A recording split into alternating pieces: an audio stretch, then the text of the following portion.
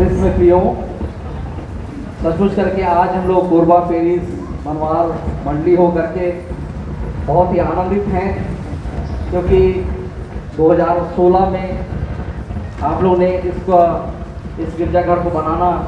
का विचार रखा या आरंभ किया, और प्रभु के अनुग्रह से 2022 में यह कार्य जो है पूरा होने सका है। और आज हम लोग प्रभु के हाथ में इस गिरजाघर को संस्कारित करके प्रभु के हाथ में सौंप दिए हैं, मंडली को सौंप दिए हैं और पेरिस को सौंप दिया गया है, कलीसिया को सौंप दिया गया है। और सब कुछ करके यह गिरजाघर हम इस हरेक के लिए आशीष का कारण है।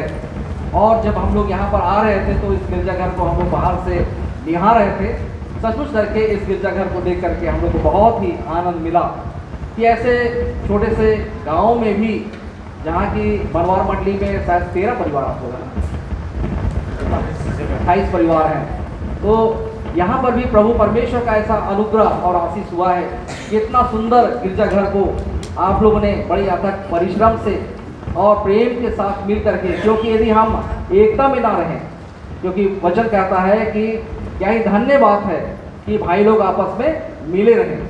और जब किसी भी गिरजाघर निर्माण में या कोई भी निर्माण कार्य में वहाँ एकता ना हो, प्रेम ना हो, आपसी तालमेल ना हो, तो कोई भी कार्य बहुत ही दिक्कत वाली बात होती है, असंभव सा प्रतीत होता है। लेकिन वहीं पर प्रभु के अनुग्रह से, प्रभु की दया से, जब वहाँ के भाई बहन एक मन एक चित्त होकर के एक विचार के साथ में एक साथ आते हैं, तब कोई भी काम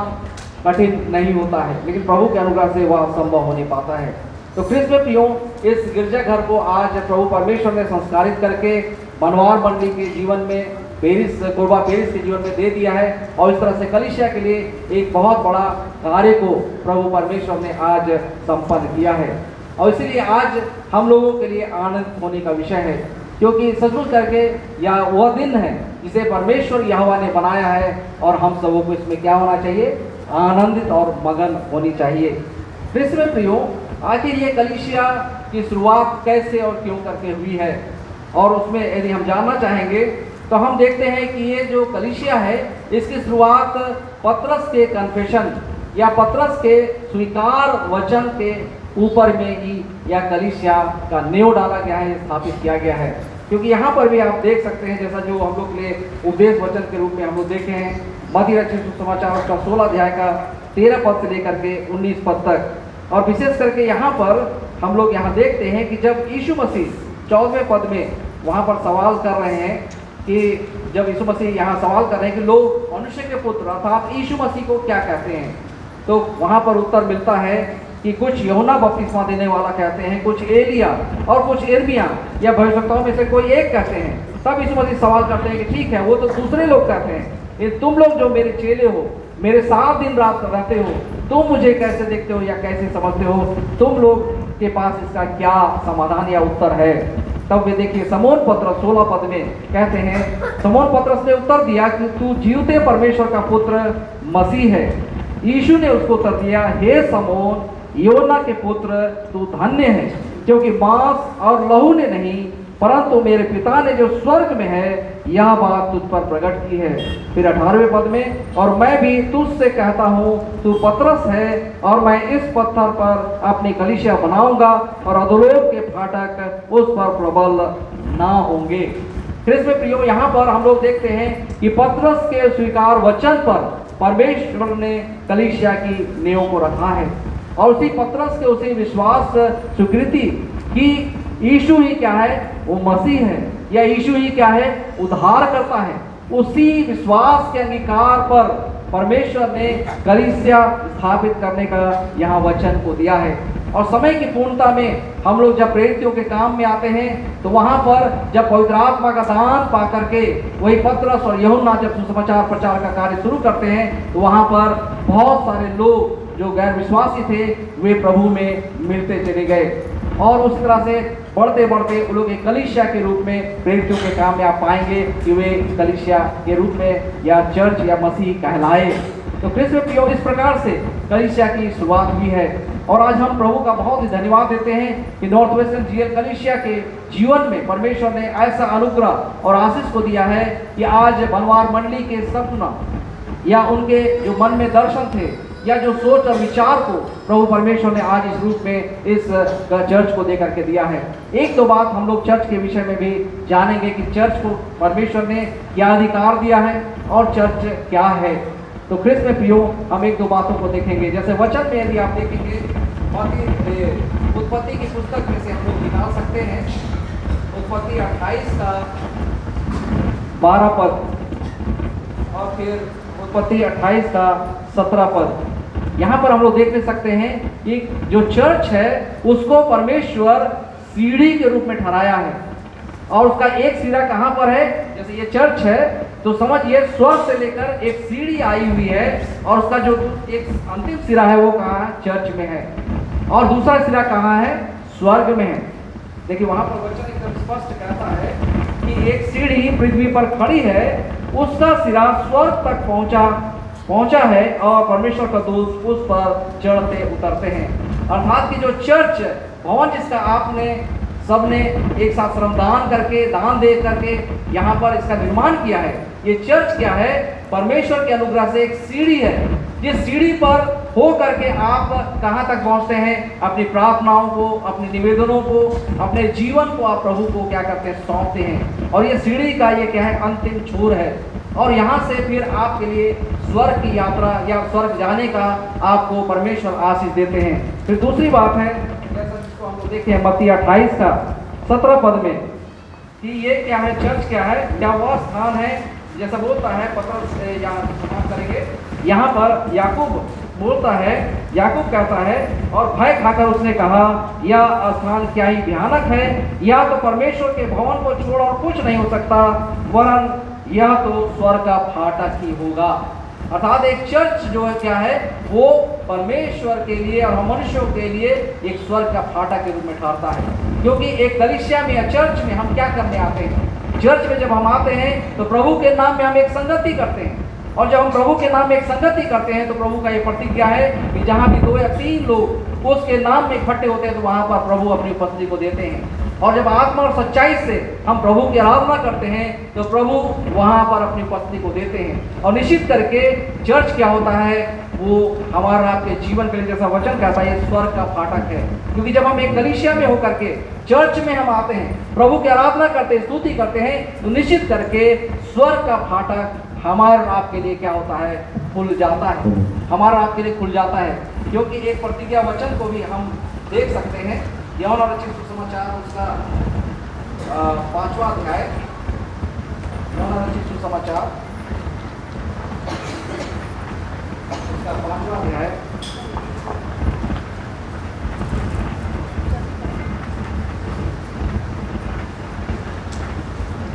उसका 24 पद को देखिए। वहां लिखा है यूहन्ना 5 का 24,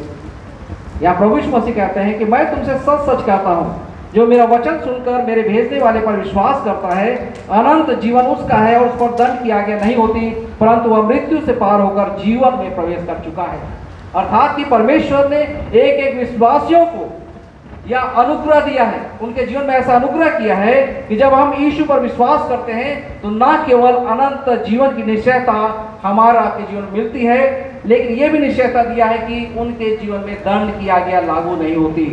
फिर और एक आशीष दिया है कि वह व्यक्ति, वो भाई या बहन जो यीशु पर विश्वास करता है, करती है, वह मृत्यु से पार होकर जीवन में प्रवेश कर चुका है। अर्थात कि स्वर्ग राज्य में जाने का उसको गारंटी यहाँ पर प्रभु का वचन जो है वो दे देता है। अर्थात कि चर्च वो स्थान है जो सचमुच करके हमारा आपके लिए स्वर्ग का फाटक के रूप में है, क्योंकि यहाँ पर हम विश्वास का अंगीकार करते हैं, यहाँ पर हम अपने पापों का क्षमा के लिए हम निवेदन करते हैं, और यहाँ से पाप क्षमा की क्या होती है, घोषणा भी होती है। यहीं पर हमें आकर के उद्धार मिलता है, अनंत जीवन मिलता है, और आशीष मिलता है, चंगाई मिलता है, शांति मिलता है। और कृष्ण प्रियो, यह प्रभु का ये क्या है, घर है।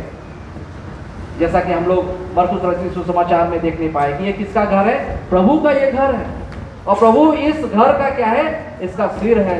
इसका अगुवाई करने वाला मुखिया कौन है, वो प्रभु है। और इसीलिए कृष्ण प्रियो, वहां जब हम प्रभु के हाथ में जब इसको हम लोग जिम्मा लगाते हैं, जैसा दूसरा इतिहास 7 का 14 से वो आगे हम लोग पढ़े हैं, जो पाठ वचन के रूप में पढ़े या सुने, उसमें भी हम लोग देख पाते हैं कि जब प्रभु के हाथों में उस भवन को सुलेमान ने समर्पित किया तो प्रभु ने उस भवन को क्या किया, अपनाया, उसे ग्रहण किया। और वो भी कहता है कि मेरे लिए ये प्रार्थना का घर होगा, मेरी आंखें और मेरा मन निश्चित करके इसमें लगी रहेंगी। आज हम लोग ने भी बड़े विश्वास और भक्ति के साथ इस गिरजा को हमने प्रभु के हाथ में सौंप दिया है, इस चर्च को हमने प्रभु के हाथ में सौंप दिया है और आज प्रभु ने इसे संस्कारित करके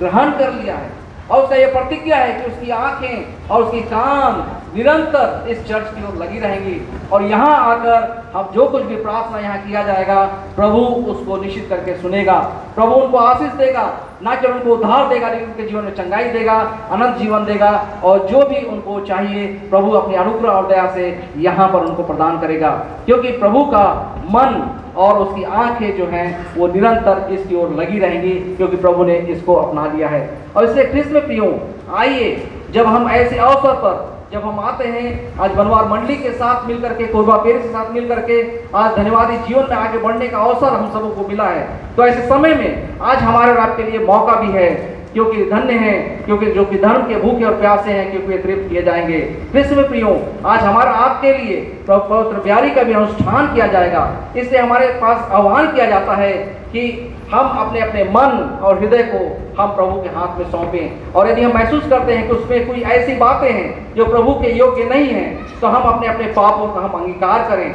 हम अपने अपने जीवन को प्रभु के हाथ में सौंप दें, ताकि प्रभु यीशु हमारा आपके जीवन को धो करके शुद्ध और पवित्र करके अपने लहू के सामर्थ्य में और अपने देह की सामर्थ्य और ताकत में बढ़ा करके हमें नया बनाएगा। और सचमुच करके जैसा वचन कहता है कि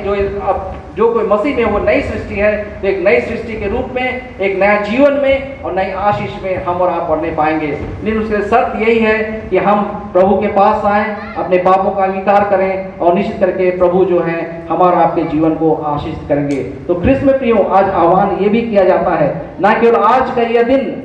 बनवार मंडली के लिए लेकिन पूरे कोरबा पेरिस और कलीसिया के लिए भी आनंदित करने वाला दिन है। साथ ही साथ प्रभु ने इस भवन को अपना करके हमें सारे के लिए आशीष की बात को दे दिया है। इस न केवल इस मंडली के लिए, कोरबा पेरिस के लिए, लेकिन हमें से हर एक के लिए कि प्रभु ने इस भवन को अपना लिया है और उसकी आंखें और उसका ध्यान इस पर लगा रहेगा, क्योंकि ये तो प्रभु का घर है ख्रिस्त में प्रियो। और इसलिए जब हम यहाँ पर प्रार्थना करते हैं, विनती करते हैं, तो हम प्रभु के सामने नम्र और दीन बने, क्योंकि जब हम नम्र और दीन बनते हैं तो प्रभु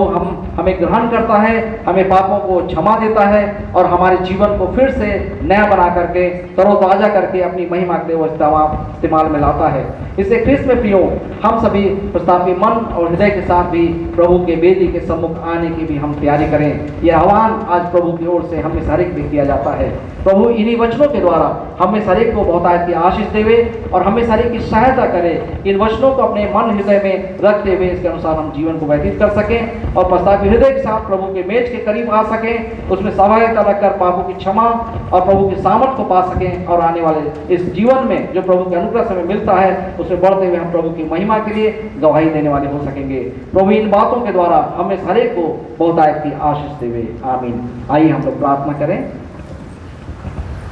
हे सर्वशक्तिमान प्रभु परमेश्वर, दयालु पिता, पुत्र और पवित्र आत्मा,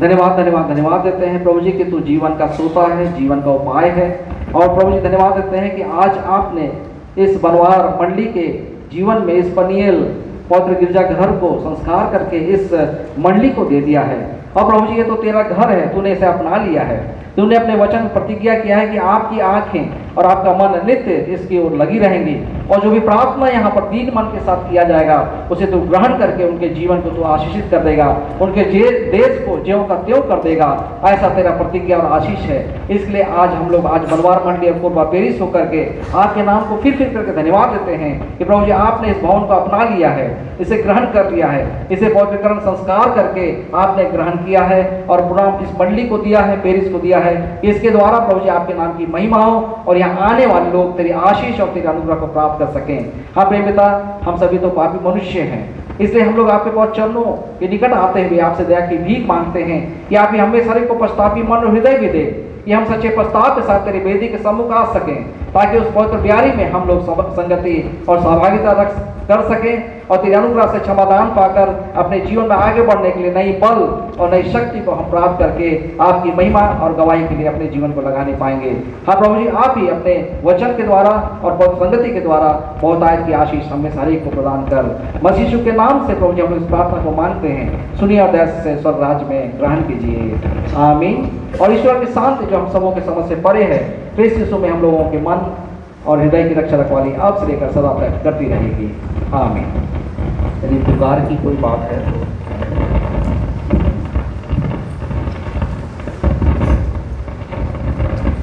तो जितने लोग जानते थे वे तो जानते ही थे,